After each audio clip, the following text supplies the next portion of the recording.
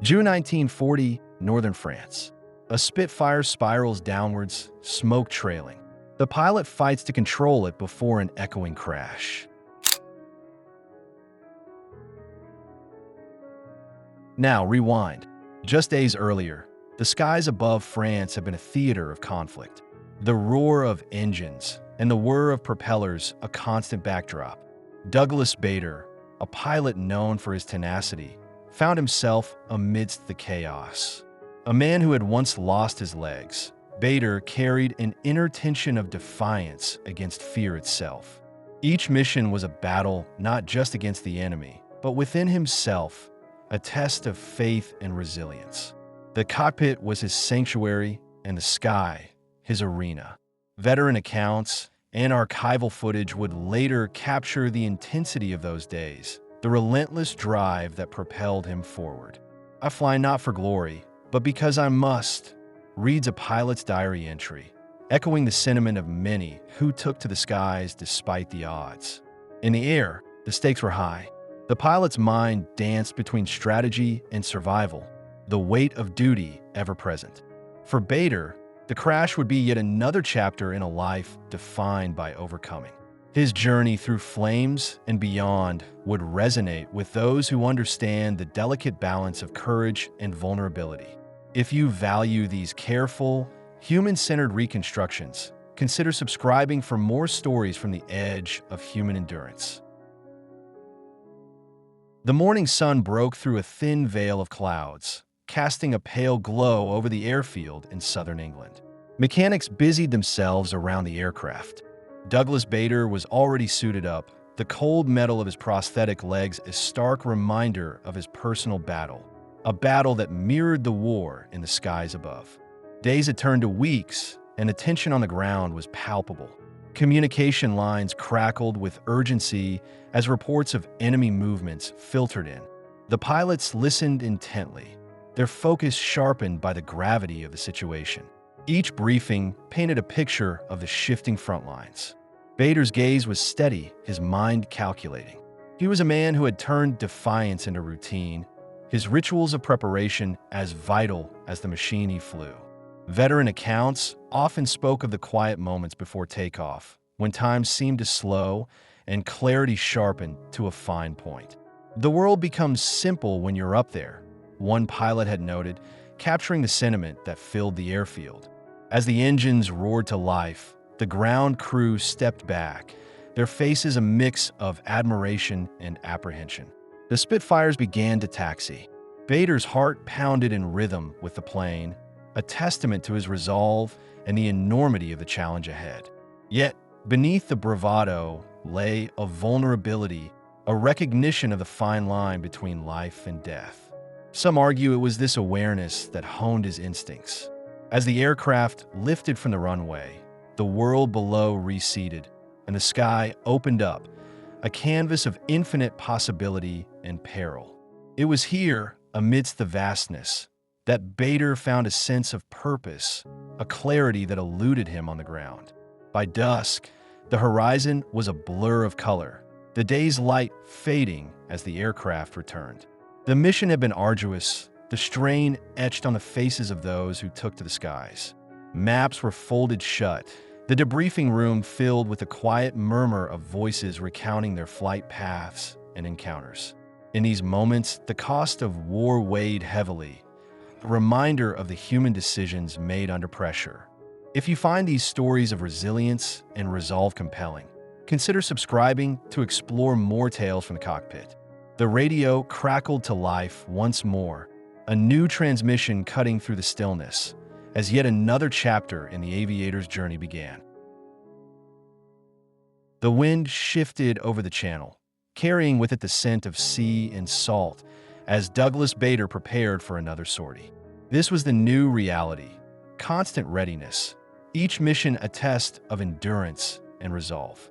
Days had blurred together, a relentless cycle of action and recovery. The shifting front lines demanded precision and adaptability. Reports filtered in, detailing the enemy's movements, their presence a shadow over the landscape. Veteran accounts described the tension, a mix of anticipation and dread. The terrain of northern France was unforgiving, a patchwork of fields and forests where visibility could change in an instant. "I don't feel fear, only focus." A pilot's words etched into the margins of a unit diary, capturing the essence of Bader's mindset. In the cockpit, the world narrowed to the instruments and sky.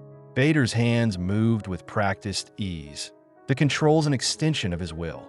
Each breath was deliberate, a ritual to steady the mind against the chaos outside.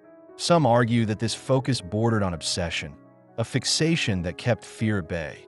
The roar of the engine filled the air as the Spitfire lifted off, wheels leaving the earth behind. Clouds drifted across the sky. Communication crackled through the headset, a lifeline of coordination and strategy. The camaraderie among pilots was palpable, a bond forged in the crucible of shared experience.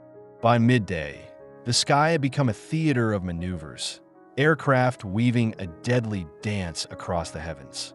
Yet, Bader thrived amidst the chaos, his resolve unwavering even as the challenges mounted.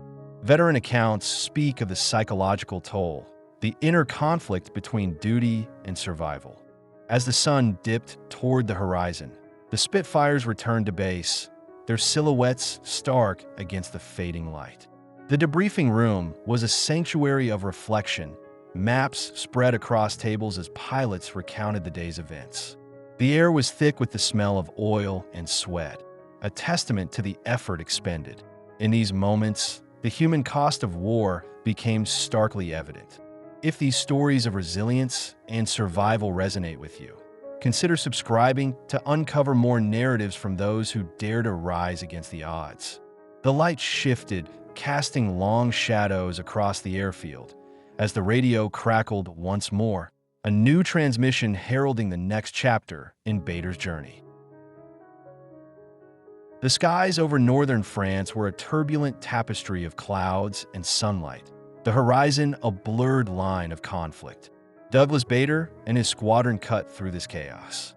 The enemy was near, their presence a shadowy threat, and the air was thick with the scent of oil and cordite. Tension crackled over the radio, each transmission a heartbeat in the rhythm of war. Visibility was sporadic. Patches of dense cloud rolled across the sky, obscuring sight lines. Veteran accounts speak of the adrenaline, the instinctive calculations that guided each pilot through the shifting skies. It was a dance of survival, where every decision was made in the blink of an eye. Asterisk, I become the plane becomes me. Asterisk, a line from a pilot's recollection, capturing the unity of man and machine in battle. Bader's focus was unyielding. His breathing, a controlled metronome, steadied his hands on the controls. Some argue this ritual bordered on the obsessive, a necessary fixation to stave off fear. The cockpit was a world unto itself, a place where faith in one's abilities was paramount. Here, the line between confidence and desperation blurred. Midday saw the battle intensify. The sky became a theater of maneuvers, planes weaving intricate paths against the backdrop of war. Amidst the chaos, Bader's resolve held firm, a beacon of determination even as the odds stacked against him. After-action reports would later detail the strain of these engagements, the psychological toll of relentless aerial combat. As the sun dipped lower, shadows stretched across the field below, the day's light giving way to the cool embrace of dusk. The debriefing room awaited, a sanctuary where maps would be unfolded and stories shared. In these moments of reflection, the cost of war became all too clear. The decisions made in the cockpit carried far beyond the immediate. If these stories of courage and conflict move you, consider subscribing to explore more narratives from the crucible of war. The light shifted once more, casting long shadows across the airfield. A radio crackled to life, a new transmission echoing through the stillness, setting the stage for the next chapter in this journey of survival and resolve. The late afternoon sun hung low over the French countryside, casting a golden hue across the landscape. Douglas Bader's Spitfire soared through the turbulent sky. Below, The patchwork fields were a quilt of greens and browns, the earth scarred by the passage of war. The air was tense, a charged atmosphere as the squadron navigated the shifting front lines. The enemy was close, closer than comfort allowed. Reports had filtered in, sketching the outlines of an impending ambush. Visibility was a fickle ally. Wisps of cloud blurred the horizon, turning the sky into a puzzle of light and shadow.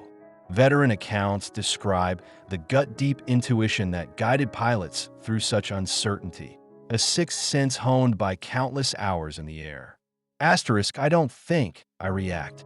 Asterisk, a line from a pilot's diary, capturing the instinctive responses born of necessity.